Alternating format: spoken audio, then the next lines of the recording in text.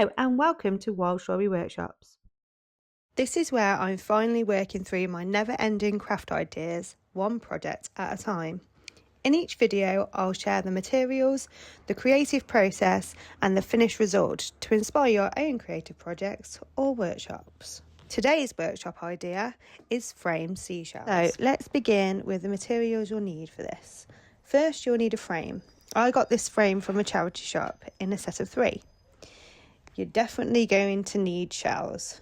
You can use any type of shell. I used the ones I had already collected. If you haven't got a collection, you can buy them. To stick the shells to the frames, I used a hot glue gun. However, if you've not got a hot glue gun, you can use super glue. You may want to invest in some paintbrushes to put the paint on the back of the frame, and a paint palette just to make it easier to rest your paintbrushes on. For the paint, I used acrylic. I think this is the best type of paint that you're going to get for coverage of the back of the frame. I used Shuttle Art Sand Yellow. I got these from Amazon in a set.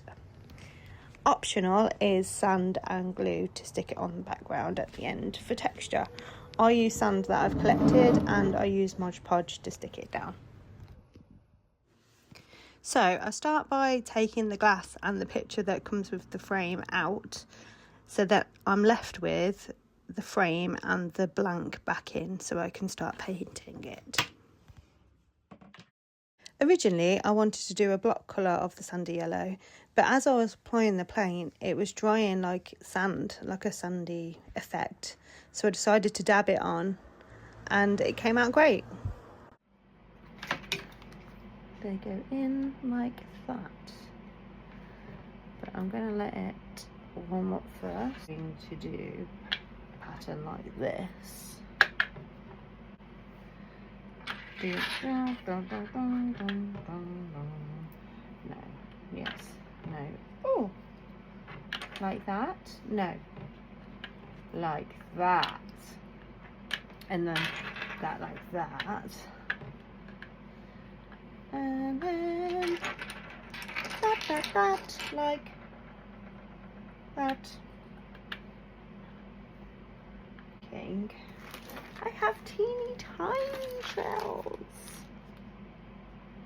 Do I have a teeny tiny? Do I take some off and then add teeny tiny shells? Or shall I do it like this? I have 2 more to do. So I could do this. Check if that. Yeah. Need to make sure that it's not around the edges. That looks good though. That looks good. It looks good, right? Yeah. Look, see here. I would suggest doing it around the rim, because if you're putting it in the hole, you're going to be using a lot of glue. So,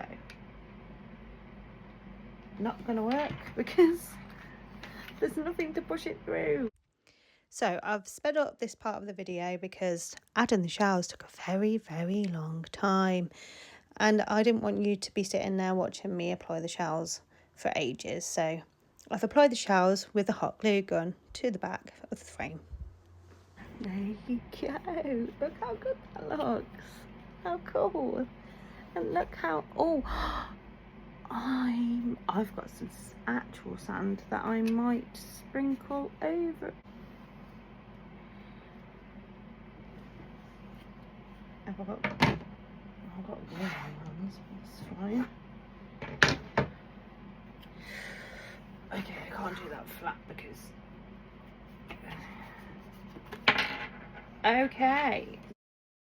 I'm reapplying the shell that fell off because these things happen. Arts and crafts aren't meant to be perfect. It's trial and error and you can make mistakes. I like it. I think that's going to go up on the wall. I think. Okay, this one doesn't want to stay on. Doesn't matter how much glue I put on it. I'm going to have to pick him off.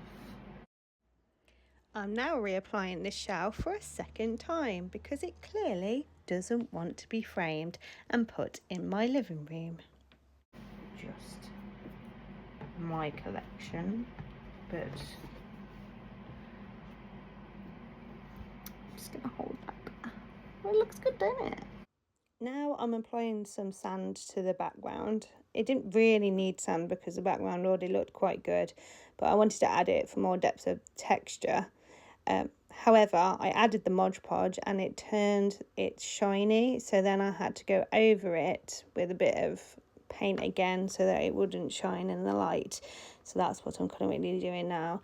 But in the end, I was very happy with the outcome, even though we had a few hiccups along the way. These are my lovely shelves that I got from my charity shop, and look. Thank you so much for watching this video. Please like and subscribe the Wild Strawberry Workshop channel.